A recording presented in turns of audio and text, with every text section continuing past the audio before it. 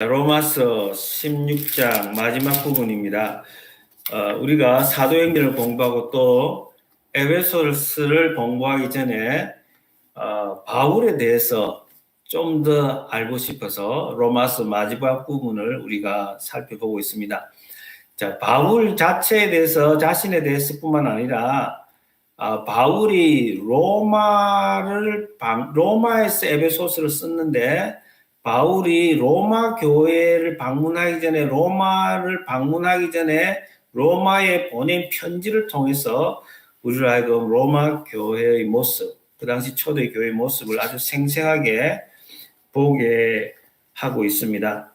특별히 오늘은 그 말씀을 이제 고린도에서 로마로 보내는 그 편지를 마무리하면서 사도 바울은 그가 전한 복음을 전체를, 지금까지 전한 그 복음을 요약하는 아주 중요한 내용을 우리에게 소개하고, 마지막으로 우리에게 구원을 베풀어 주시는 그 하나님의 지혜에 대해서 찬양합니다. 오늘도 우리가 바울을 따라가면서 바울이 그 마음을 하나님 우리에게도 주시고, 바울처럼 정말 하나님을 높이 찬양하고 하나님 앞에 경배하는 아름다운 은혜가 있기를 주님의 이름으로 축원합니다.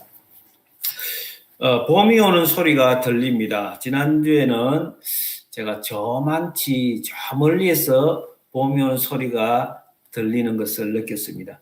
근데 어제 토요일 밖에 나가서 이제 산책을 하는데 아주 바로 가까이서 봄이 시작되었음을, 죽은 나무 같은 곳에서 지금 불그레한 새순이 돋아나고 있음을 보면서, 정말 세차게 부는 바람 속에서도, 눈보라 속에서도 봄은 오고야 말았구나 라는 생각을 했습니다. 그렇습니다. 한 시인이 읊었던 것처럼 빼앗긴더라도 봄은 오고야 마는 것이죠.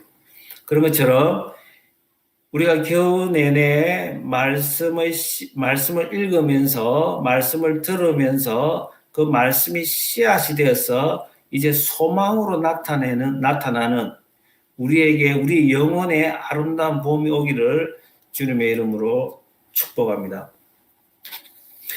바울은 지금 이제 바울 자신과 함께 있는, 고린도에서 이 글을 쓰면서, 이 편지를 쓰면서 함께 있는 사람들을 언급합니다.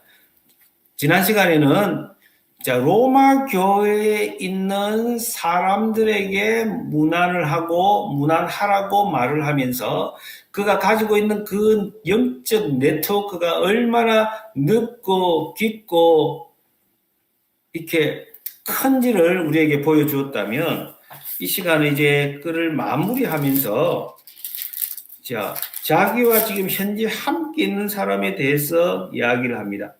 나의 동역자 디모데와 나의 친척 누기오와 야손과 소시바드가 너희에게 문안하느니라. 이 편지를 기록하는 나 드디오도 주 안에서 너희에게 문안하노라. 나 드디오도, 이 편지를 기록하는 나 드디오도, 이것을 통해서 바울은 자신이 쓰는 이 편지가 자신이 직접 쓰지 않고 대필자가 있다라는 것을 분명히 가르쳐 줍니다.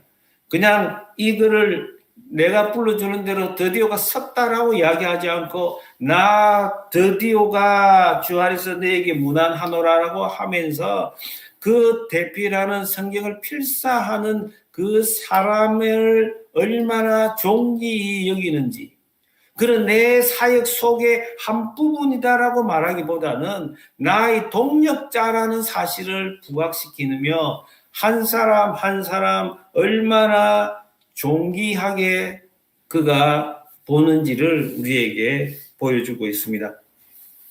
이런 생각을 해봅니다. 여러분, 나 드디어, 재밌게 이렇게 한번 우리가 이해를 해볼 수 있을 것 같아요.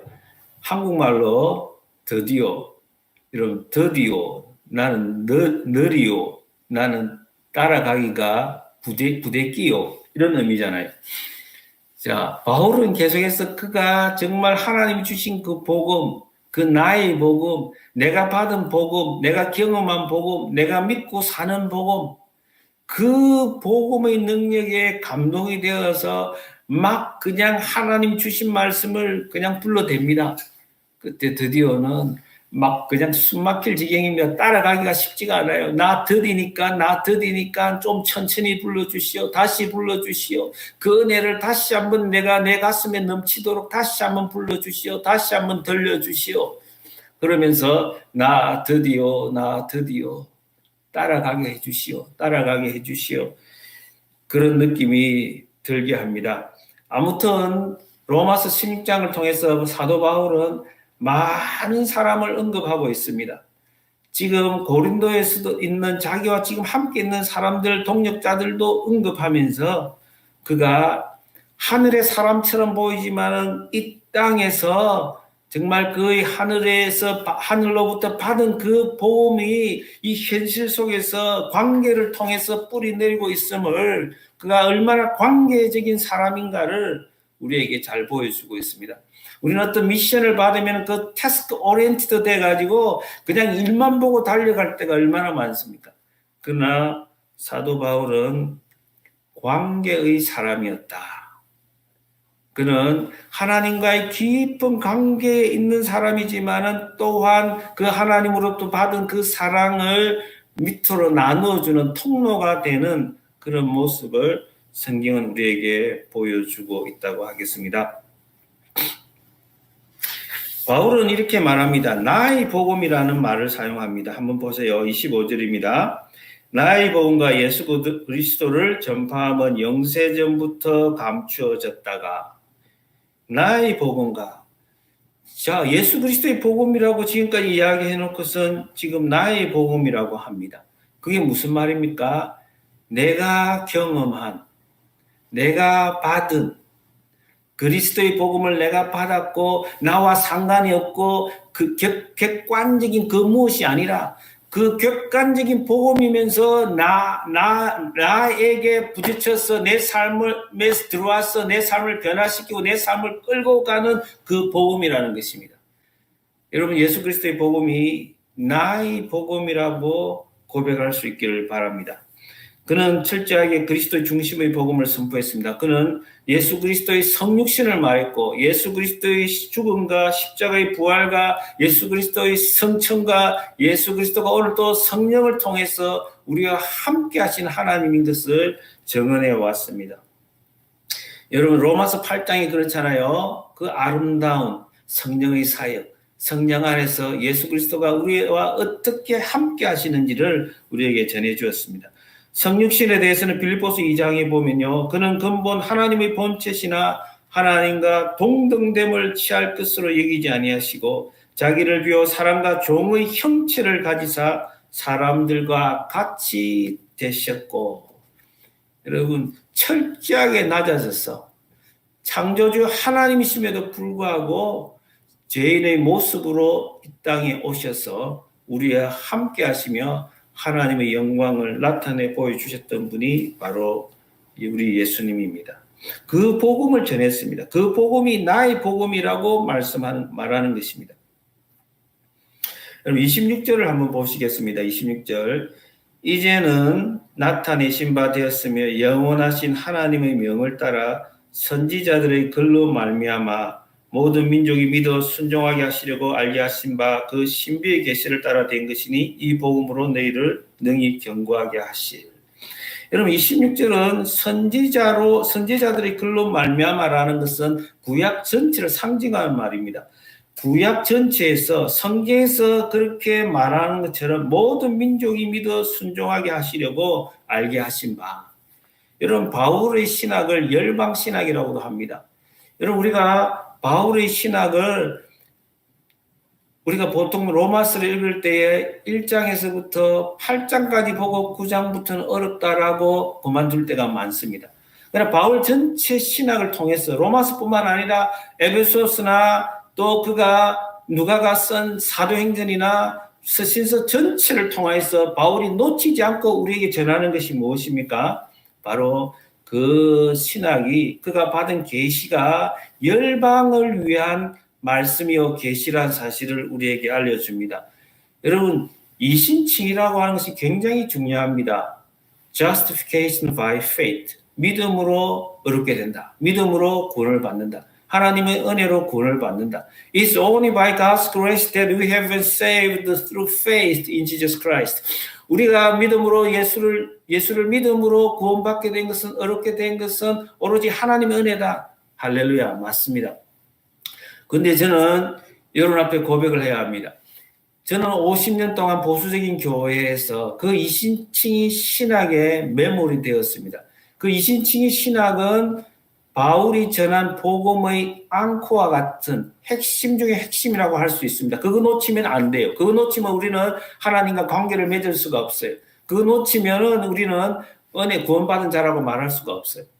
그런데 우리가 오로지 믿음으로 말미암아 구원을 받음에도 불구하고 그 복음을 받은 자는 어떤 DNA를 갖게 되느냐? 열방을 품는 복음의 빚진 자가 된다는 사실입니다.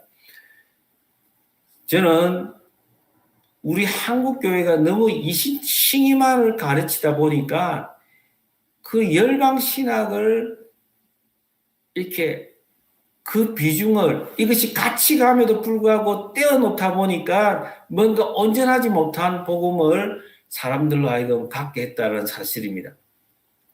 저는 어렸을 때요, 이 호빵을 좋아했던 것 같아요. 찐빵이라고도 하고 호빵이라고 하는데 겨울철에 호빵이 있었습니다. 그죠? 이 슈퍼에 보면은 그 호빵을 따뜻하게 데우는 그런 기구가 있었고요. 겨울에 그 호빵을 사서 먹으면은 참 맛있는데 그 호빵 속에는 앙코가 있습니다. 그죠? 앙코라는 게 있어요. 그 팥빵이라고도 그러죠. 팥이 들어있는데 그 팥이 없다라고 생각을 해봅시다. 그러면 그게 무슨 맛으로 먹을까요? 아, 이거 호빵 아니다. 그런데요, 여러분이 어렸을 때 그러면은 제 어머니가 제가 호빵을 좋아한다고 해서 호빵을 사서, 야, 호빵이 제일 중요한 거는 앙코인데 이 빵을 다 떼어버리고 앙코만을 제한테 준다고 한다면, 그러면서 아들에게, 야, 호빵에서 제일 중요한 부분이 이 앙코다. 앙코를 먹어야 된다 하면서 빵 다 떼버리고 앙코만을 저한테 주신다고 한다면, 여러분, 그거는 놀리는 거죠. 그렇지 않아요?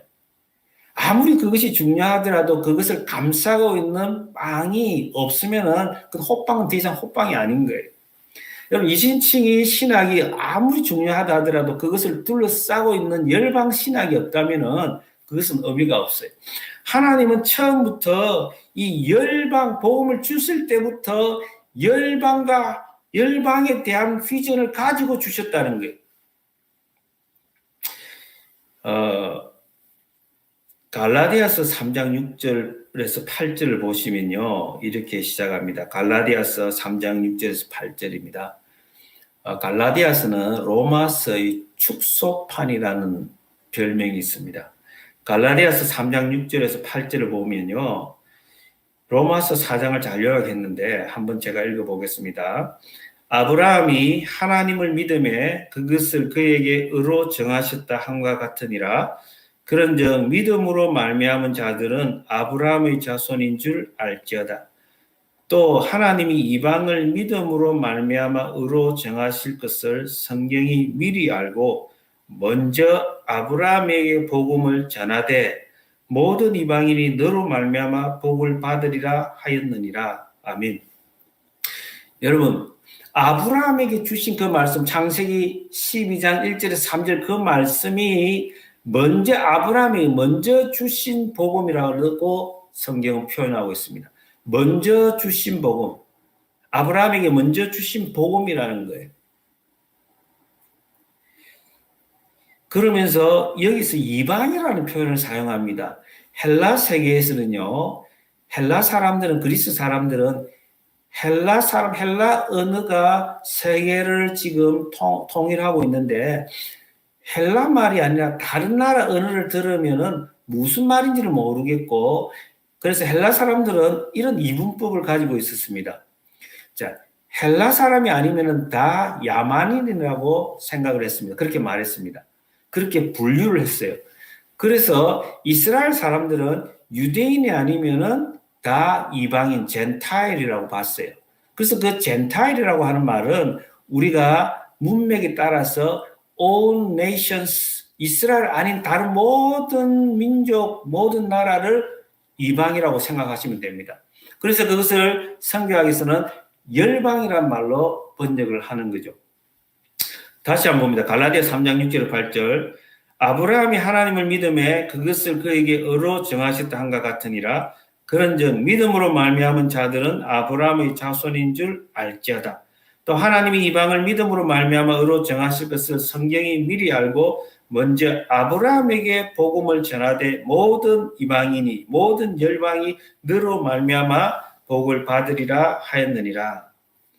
그렇습니다. 우리가 창세기 12장 3절로 돌아가 보면 너를 축복하는 자에게는 내가 복을 내리고 너를 저주하는 자에게는 내가 저주하리니 땅의 모든 족속이 너로 말미암아 복을 얻을 것이라 하신지라.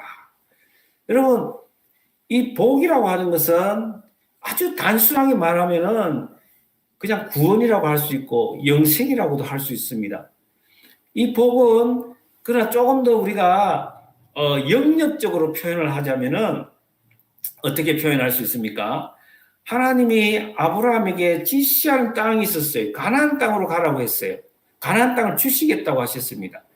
여러분, 히브리서 11장에 보면은 어떻습니까? 자, 아브라함의 믿음에 대해서 이야기하면서 그 가나안 땅이 지금 팔레스타인 땅이 아니라는 거예요. 그 가나안 땅을 통해서 하나님이 더 나은 본향을 말씀하셨다는 거예요.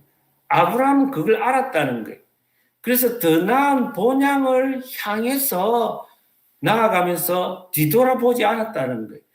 그 본향, 자기가 떠나왔던 그 갈대아 땅, 그 바벨론 땅을 돌아보지 않고 갈 수 있는 기회가 많았음에도 불구하고 그는 약속을 땅을 향하여 갔고 그 가나안 땅이 상징성이 있다라는 거죠. 하나님 나라 새하늘과 새 땅을 가리키는 땅이라는 것을 성경은 우리에게 가르쳐 주는 것입니다.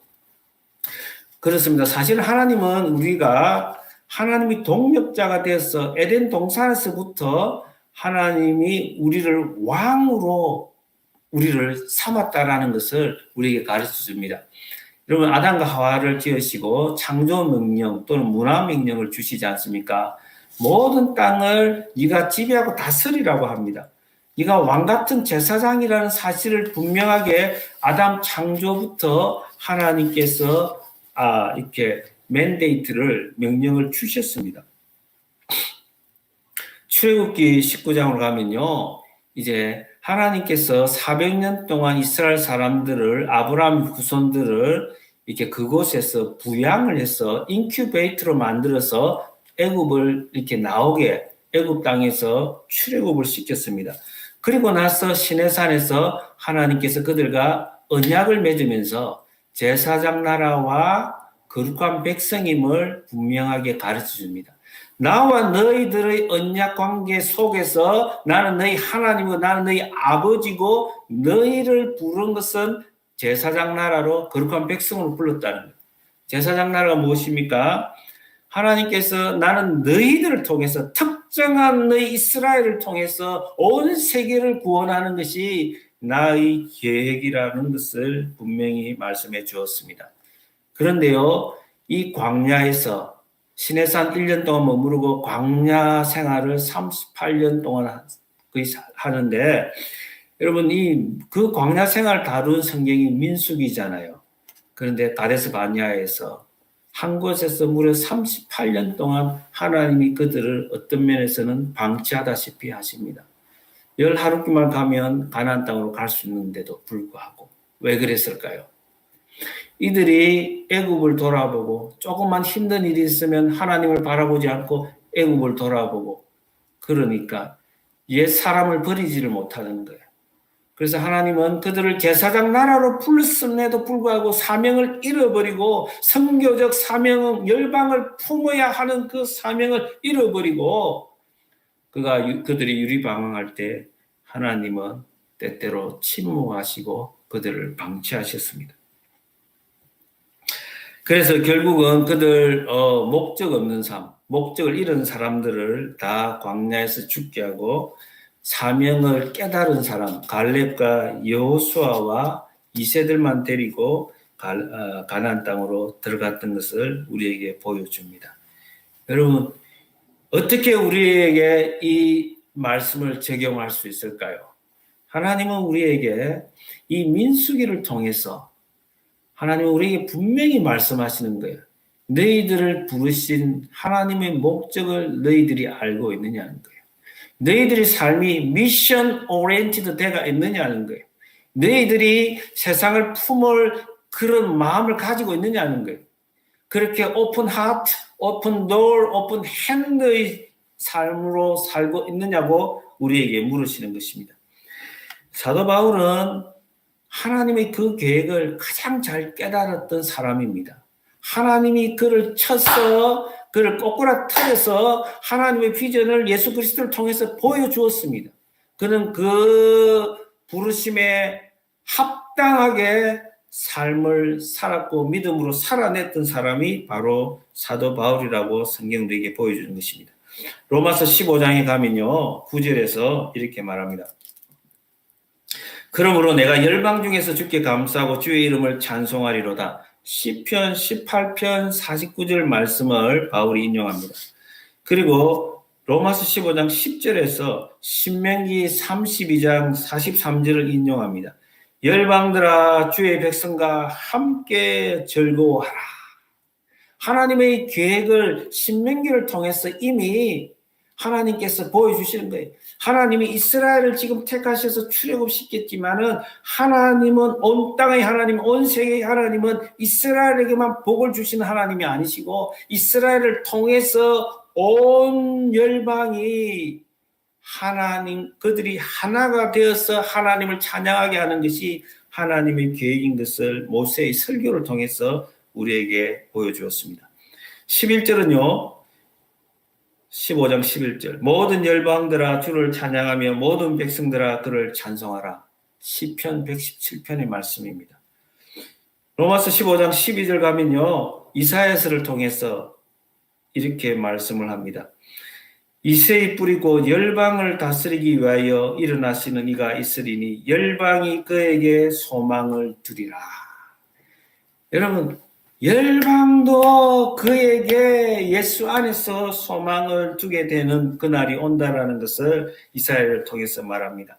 그렇습니다. 구약 전체에서 유태인의 실패는, 이스라엘의 실패는 그들이 축복의 통로요 복음의 빚진 자라는 사실을 망각했다는 사실입니다. 율법을 언약 관계에서 보지 못한 것입니다. 말하자면 하나님의 선교를 위하여 거룩한 삶을 살아내도록 하기 위하여 하나님께서 그들을 불러내시고 복을 주셨고 특별히 사랑해 주셨는데 자신의 의와 공로를 주장하면서 그들은 살았습니다. 우리 아가페 교회 성도는 어떻게 살아야 합니까? 이제 너무도 분명하게 언약이 무엇인지, 율법이 언약 관계 속에서 거룩한 삶을 살아내서 그 거룩을 통해서 하나님을 드러내며 하나님 이름을 높이기 위해서 모든 열방이 우리를 통해서 하나님께로 나오도록 하기 위해서 율법을 주신 것이지, 우리가 율법을 어떻게 나의 의를 드러내기 위해서, 나의 의를 확인하기 위해서 율법을 주신 것이 아니란 사실을 우리는 기억해야 합니다. 저는 어떤 면에서 지금까지는 실패한 사람입니다. 우리가 이제는 서로가 중보하면서 실패한 이스라엘이 아니라 성공한 이스라엘이 되어야 하는 것입니다. 그 가능성을 우리에게 말씀을 통해서 들려주시는 것입니다. 지금까지 너희가 어떻게 살았느냐? 지금까지 너희가 이스라엘처럼 살았다 할지라도 이제는 그 하나님의 그 비전을 가지고 열방 선교에 대한 복음의 비전을 가지고 그 능력으로 예수 안에서 소망을 가지고 성령의 능력을 힘입어서 너희가 하나 되어서 하나님의 마음을 시험케 하라는 것입니다. 로마서 15장 13절에서 우리가 어떻게 살면 그 하나님, 열방을 향한 하나님의 뜻을 이루면서 하나님의 동력자가 될 수 있는지 바울은 열방 선교를 이야기하면서 구약을 통해서 성경을 풀면서 이야기하면서 우리에게 그 비결을 가르쳐 줍니다. 로마서 15장 13절입니다. 소망의 하나님이 모든 기쁨과 평강을 믿음 안에서 너희에게 충만하게 하사 성령의 능력으로 소망이 넘치게 하시기를 원하노라. 여러분, 우리가 소망을 갖기 어려운 상황에 놓여 있지 않습니까?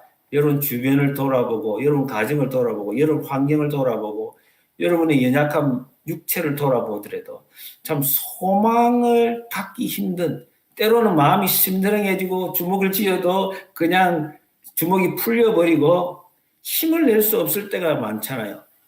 내게 무슨 소망이 있느냐.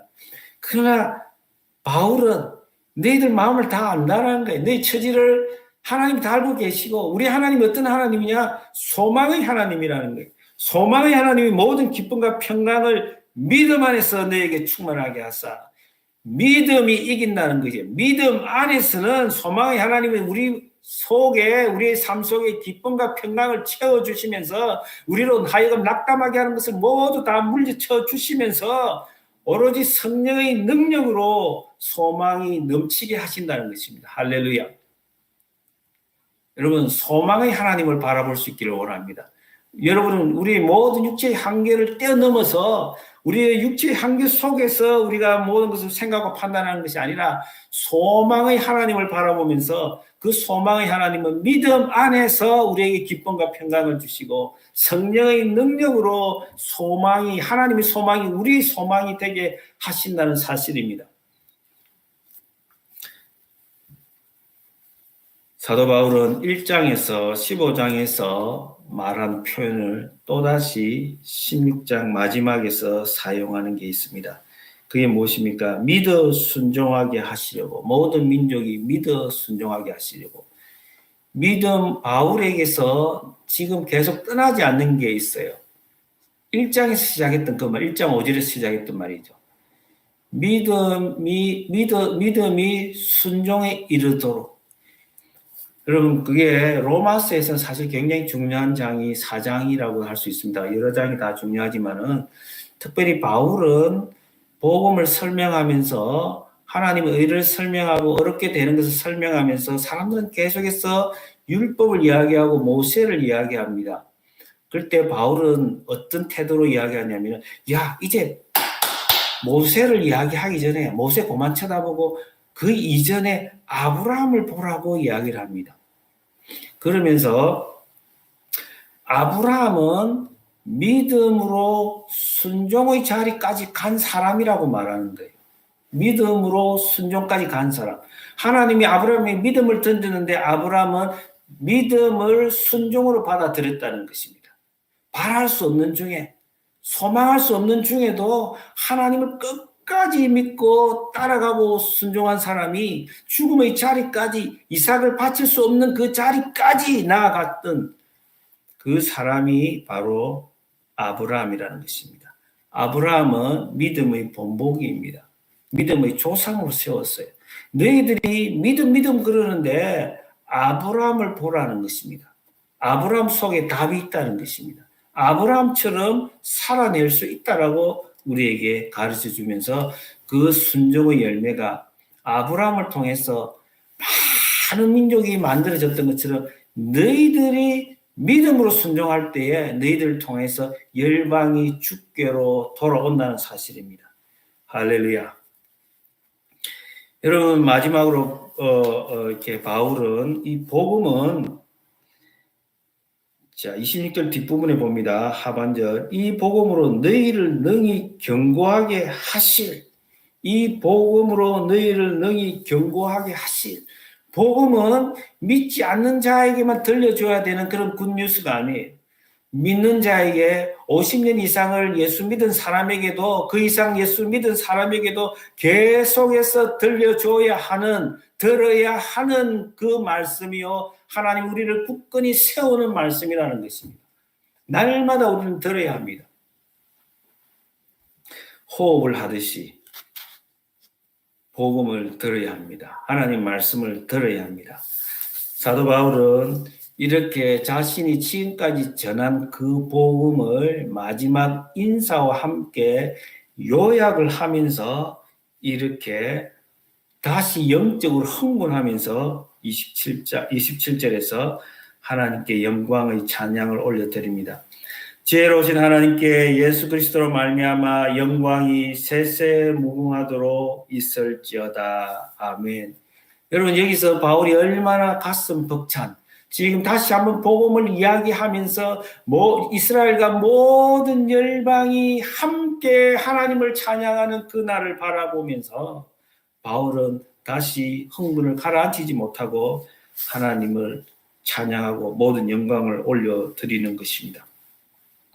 사도 바울은 하나님의 구원 계획을 로마서 9장과 11장에서 소개하고, 정말 우리가 이해하지 못하는 부분들이 있잖아요. 많은 사람들이 이스라엘과 열방의 관계를 이해하지 못하고 하나님이 어떻게 그들을 통해서 구원을 베푸시는지 우리의 논리로 이해를 하려고 하는데 이스라엘과 열방을 통합시키지 못하는 우리의 연약함이 있어요. 그럴 때 바울은 하나님의 주권을 이야기하고 우리가 넘나볼 수 없는, 우리가 넘어갈 수 없는 하나님의 그 깊이를 바울은 우리에게 이야기하면서, 바울은 로마서 11장에서 하나님의 구원 계획 속에 이스라엘도 있고 열방도 있음을 말하면서 어떻게 마무리합니까? 로마서 11장 마지막입니다. 깊도다 하나님의 지혜와 지식의 풍성함이여 그의 판단은 헤아리지 못할 것이며 그의 길은 찾지 못할 것이로다. 또는 부여와 지혜와 지식이여 누가 주의 마음을 알았느냐? 누가 그의 모사가 되었느냐? 누가 주께 먼저 들여서 갚으심을 받겠느냐? 이는 만물이 주에게서 나오고 주로 말미암고 주에게로 돌아감이라. 그에게 영광이 세세에 있을지어다. 아멘. 여러분, 우리는 이제 아브라함과 이스라엘 백성들이 가나안 땅을 향해 나갔고, 아브라함, 믿음의 사람 아브라함은 그 가나안을 넘어서 영원한 도성 새 예루살렘을 바라보면서 그 본향을 보면서 나아갔던 것처럼 우리도 이제는 새 하늘과 새 땅, 거룩한 도성, 하나님의 도성을 보고 나아가야 합니다. 참으로 힘든 시간을 많은 사람들이 지나가고 있다고 생각합니다. 참으로 힘들고 어려울 때에, 로마의 박해가 극심해졌을 때에 사도 요한은 밤모습에 유배가 되어 있었고 하나님은 그에게 놀라운 환상을 보여주었습니다. 여러분, 그 환상, 특별히 5장에서 7장에 하나님께서 새하늘과 새 땅을 보여주시면서 9절에 보시면요, 계시록 7장 9절에 보시면 각 나라와 족속과 백성과 방언에서 아무도 능히 셀 수 없는 큰 무리가 나와 흰옷을 입고 손에 종려 가지를 들고 보좌 앞과 어린 양 앞에서 서서 큰 소리로 외쳐 이르되 구원하심이 보좌에 앉으신 우리 하나님과 어린 양에게 있도다. 모든 천사가 화답해서 이렇게 말합니다. 아멘. 찬송과 영광과 지혜와 감사와 존귀와 권능과 힘이 우리 하나님께 세세토록 있을지어다. 아멘. 여러분, 요한이나 사도 바울이나 하나님의 계시를 본 자, 하나님의 영원한 세계, 완성된 하나님 나라 새 예루살렘과 새 하늘과 새 땅을 보았을 때 하나님의 영광을 찬송하지 않을 수가 없었습니다. 세세무궁토록 하나님께 영광과 존귀와 권능과 힘이 우리 하나님께 있을지어다. 여러분, 우리의 눈이 열려서, 이 봄에는 우리의 눈이 열려서 자연 그것보다 더 아름답게 하나님을 찬양할 수 있기를 원합니다. 바울은 마지막 절에서 지혜로우신 하나님께 예수 그리스도로 말미암아 영광이, 모든 복음은 이방과 열방과 이스라엘을 하나 되게 하고 하나님과 관계를 어렵게 하는 그 복음이 예수 그리스도를 통해서, 예수 그리스도라고 하는 유니버설 그래머, 보편 문법을 통해서 다른 어떤 것이 아니라, 어떤 방법이 아니라 다른 어떤 곳에서가 아니라 다른 어떤 이름 안에가 아니라 오직 예수 그리스도 안에서 차별 없이 예수 그리스도의 문법을 통해서 전 세계를 구원하시는 그 하나님의 놀라운 지혜. 여러분, 예수님 안에서만, 예수를 통해서만, in and through Jesus Christ, 예수 안에서, 예수로 말미암아 여러분 하나님의 지혜를 바라보시면서 하나님을 높이 높이 찬양하는 복된 봄이 되기를 주님의 이름으로 축복합니다. 기도하겠습니다. 우리 이 시간 한번 주신 말씀을 기억하면서 하나님 아버지, 이제 이스라엘 실패를 내가 반복하지 않게 하여 주시고 이 바울을 통해서 우리에게 분명하게 너무도 생생하게 보여주시고 들려주신 이 말씀이 나의 복음이 되게 하여 주셔서 하나님 매일매일 골방에서 열방을 품게 하여 주시고 나를 통해서 많은 사람이 하나님께로 돌아오게 하시고 마지막 그날에 새 예루살렘에서 하나님과 어린 양을 높이 찬양하는 복을 주시옵소서. 우리 시간 한번 말씀을 기억하면서 한번 주여 부르고 기도하겠습니다.